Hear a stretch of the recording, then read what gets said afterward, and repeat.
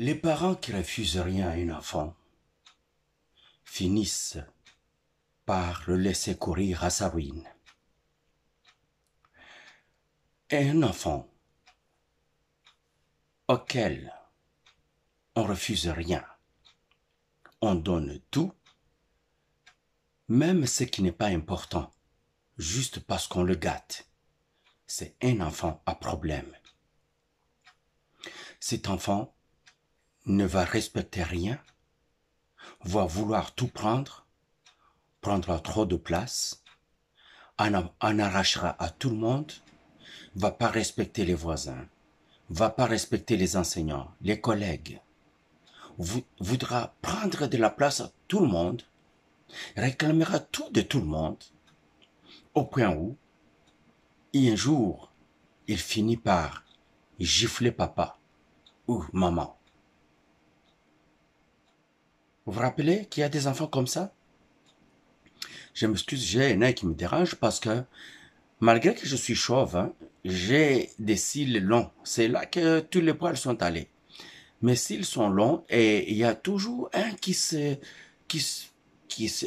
introduit dans mon œil et je suis pas capable de le sortir de là. Il est comme courbé comme ça, il entre dans mon œil, il est en train de piquer tout le temps comme ça dans mon œil. J'ai fait tout et je suis pas capable de sortir d'œil, il me dérange un peu. Je m'excuse si vous me voyez clignoter l'œil, c'est à cause de ça, mais il y a rien d'autre de grave. Si vous connaissez une certaine histoire pas très lointaine, Israël voulait que les États-Unis détruisent l'Égypte. Et il y avait un navire de la marine américaine qui traînait dans la mer, dans l'ouest d'Égypte. Ce navire sera attaqué par l'aviation israélienne. Et l'aviation israélienne va mettre ça sur le dos de l'Égypte. Une chance avant que le président américain n'ait signé l'attaque contre l'Égypte, on saura que ce n'était pas l'Égypte. Car presque tous les marins qui étaient sur le navire ont été tués, à l'exception de quelques-uns. D'ailleurs, il y a un film qui a été fait il n'y a pas très longtemps. C'est un film documentaire qui a été fait par une chaîne américaine qu'on appelle True News. Et le bateau là s'appelait Liberty, donc liberté si vous voulez. Alors, le film documentaire, ça s'appelle Saving Liberty. C'est ça. Donc, si vous voulez voir ce film-là, vous pouvez le chercher sur Amazon, je pense. Il est là. C'est un film documentaire fascinant. Israël cherchant à ce que les États-Unis attaquent et détruisent Égypte, ils ont attaqué Liberty. Et quand ils ont attaqué Liberty, ils ont tué presque tous les marins, les quelques rescapés qu'on a retrouvés ont dit la vérité, ils ont dit non, les avions qu'on a vus, ce ne sont pas des avions égyptiens, c'était des avions des forces israéliennes. Alors on a suspendu, on a sursis sur l'attaque qui allait se faire contre l'Égypte. On aurait connu une grosse hécatombe parce que à ce moment-là, l'Union soviétique voulait se porter à la rescousse de l'Égypte. Donc, il y aurait eu échange entre les États-Unis et l'Union soviétique. Encore, à cause d'Israël. Hier, Israël a attaqué un entrepôt des accessoires de guerre, des munitions appartenant à la Russie, non loin d'une base de la Russie en Syrie. Les autorités russes sont fâchées. Ils sont fâchés, mais pour de vrai. Les autorités russes ont pris la décision de demander aux ressortissants russes qui vivent en Israël, il y en a 1 500 000, ou plus même, de quitter Israël. Ça va faire mal à l'économie d'Israël Et ça va déstabiliser la société parce que ça, c'était déjà des citoyens israéliens qui doivent quitter. Vous savez, la population israélienne, je pense, est de 12 millions, ou aux environs de 12 millions, 15, pas plus de 15 millions. Du jour au lendemain, on lui coupe 1,5 million de cette population qui est riche et nantie.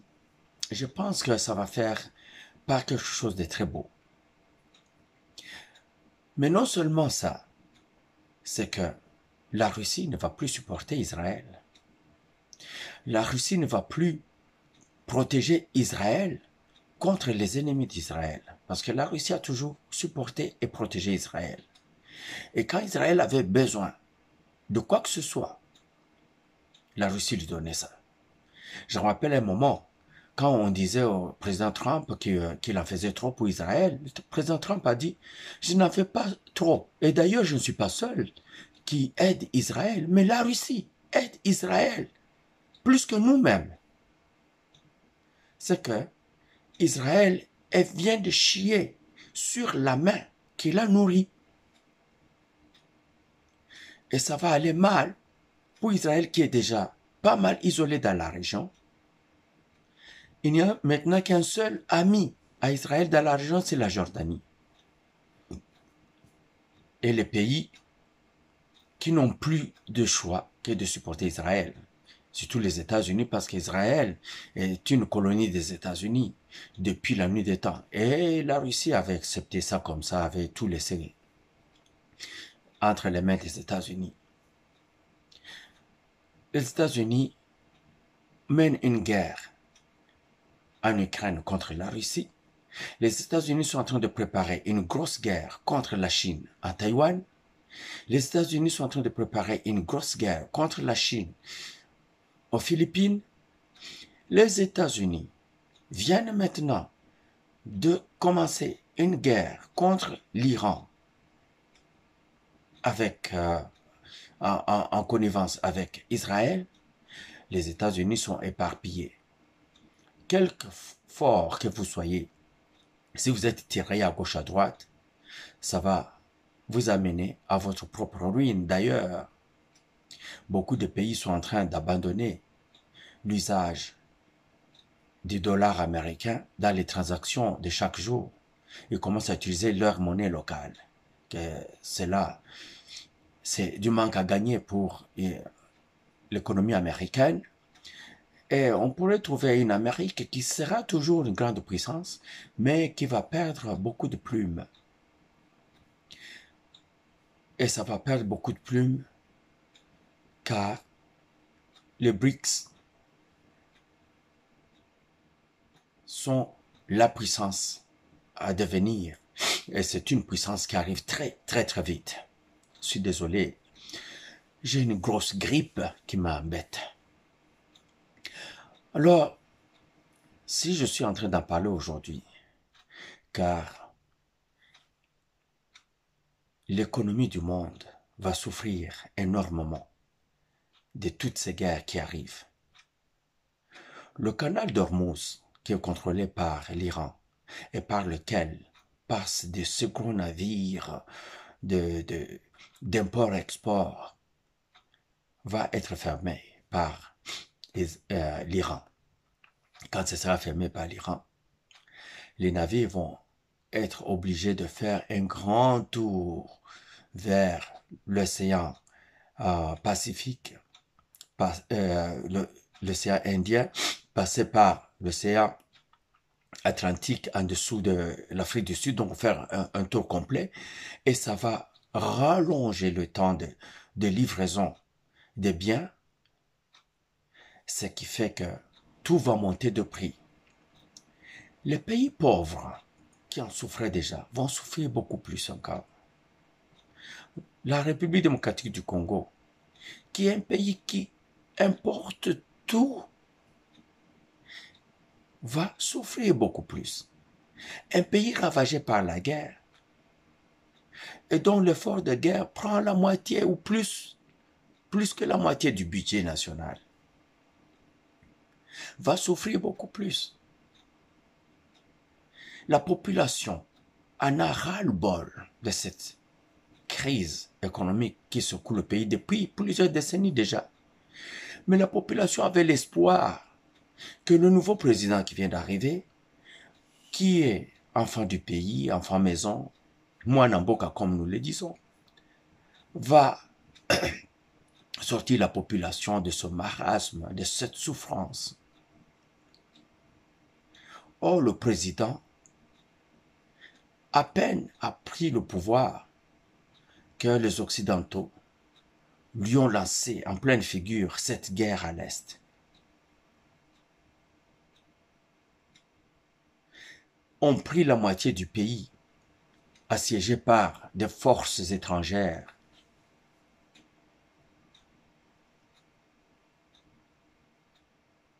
Ont retiré leur soutien au pays, le soutien que le pays avait avant.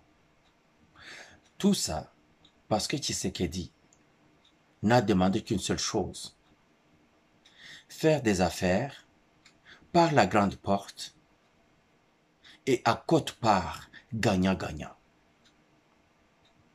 Il demande ça parce qu'il veut aider son peuple qui a souffert plusieurs décennies de ça. Mais ils se disent, cet homme ne nous laisse pas faire tout ce que nous voulons, comme nous le faisions avec Kabila. Kabila s'en foutait de cette population qui n'était pas sa population. Et ainsi nous faisions nos business comme nous voulions.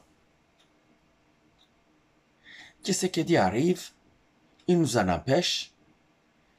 C'est un nationaliste, il aime son peuple, il veut tout pour son peuple, nous on ne peut pas accepter de travailler comme ça. Alors, Tokosimbise touche, on va lui faire mal. Maintenant, vous voulez faire mal à Tshisekedi, ils font mal à la population congolaise,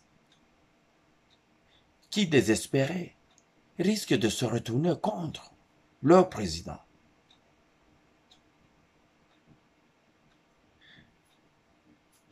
Un malheur n'arrive jamais seul.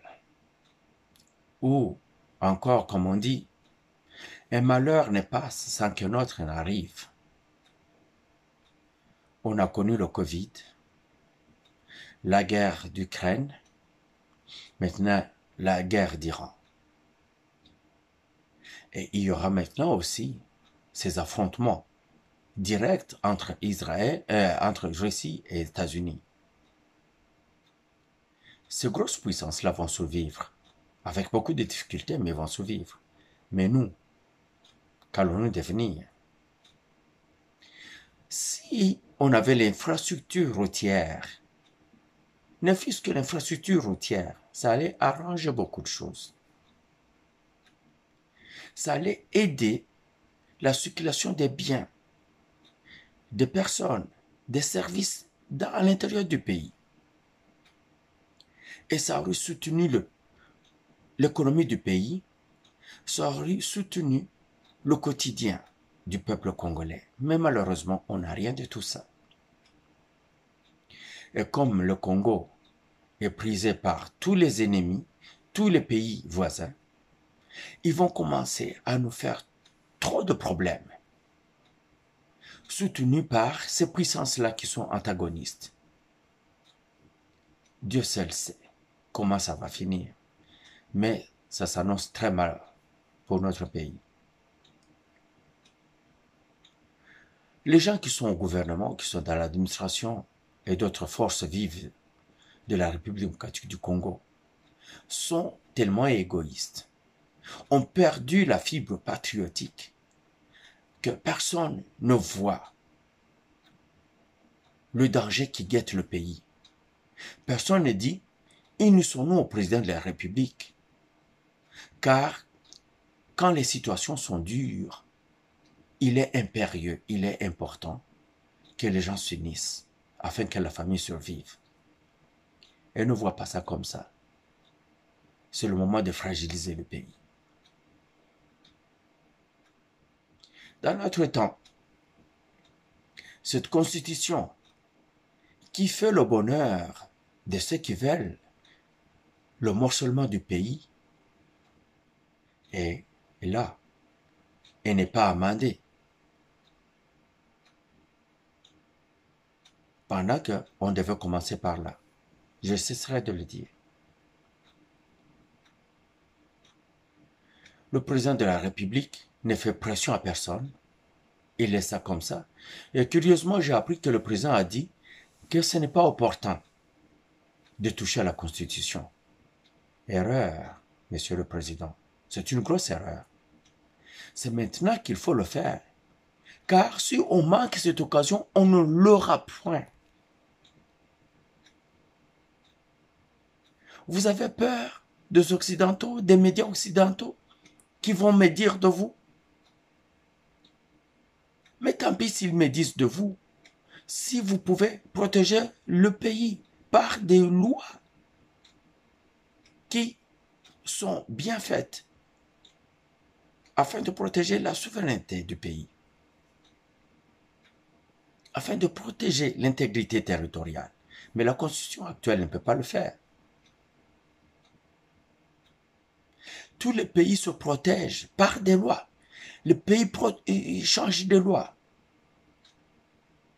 pour protéger leur pays, pour protéger l'intégrité territoriale. Nous, on ne le fait pas en République démocratique du Congo, parce qu'on veut faire de beaux yeux aux Occidentaux. Mais maintenant qu'il n'y a plus de règles à suivre, mais les Nations Unies vont fermer.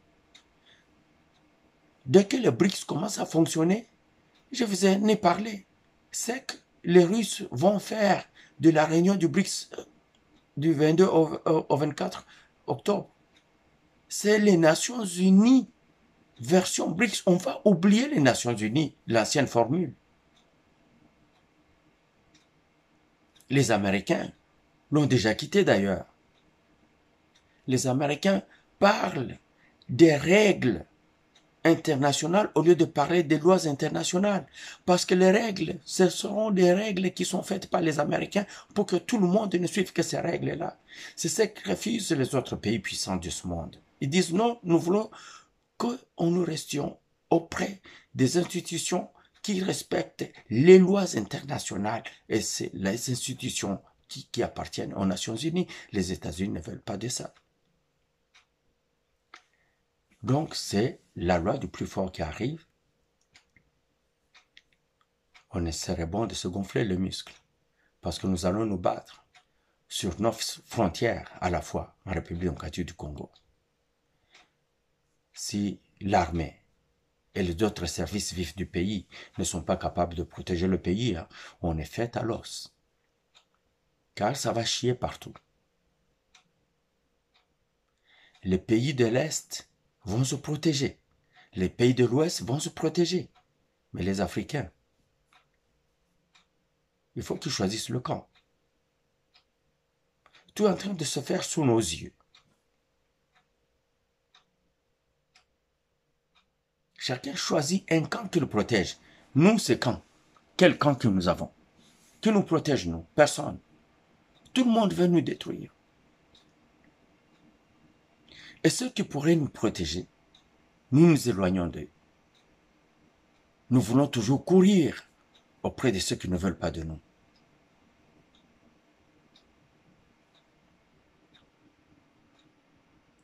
La guerre Iran-Israël va entraîner la Russie et les États-Unis. Et ça va embraser le monde entier.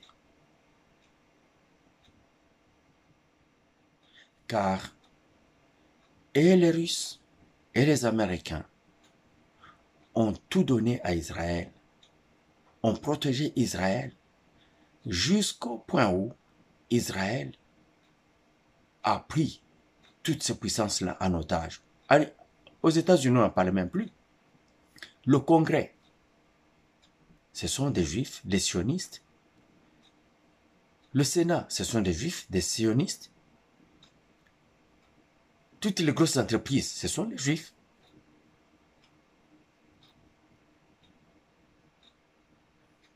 Tous ces réseaux sociaux, ce sont les Juifs. Donc les États-Unis, là, c'est perdu, il n'y en a plus. Et les autres du monde entier le savent. Mais comme ils ne sont pas assez puissants pour tenir tête aux États-Unis, si vous allez en France, partout les juges, même au Parlement, partout là-bas, ce sont des juifs. Hein. Vous allez en Allemagne, partout, tous les pays, ce sont des juifs. Et quand ce sont des pays comme africains, on utilise les églises évangéliques. Aujourd'hui, on nous parle de la religion judéo-chrétienne. Ça n'existe pas. Il y a le judaïsme, le christianisme, le bouddhisme, l'islam. C'est ça, les 4 religions, je pense. Est-ce qu'il y en a une religion que j'ai oubliée? L'hindouisme, si vous voulez, oui. À part ça, il n'y en a pas d'autre. Aujourd'hui, on commence une affaire bidon, la religion judéo-chrétienne. Non.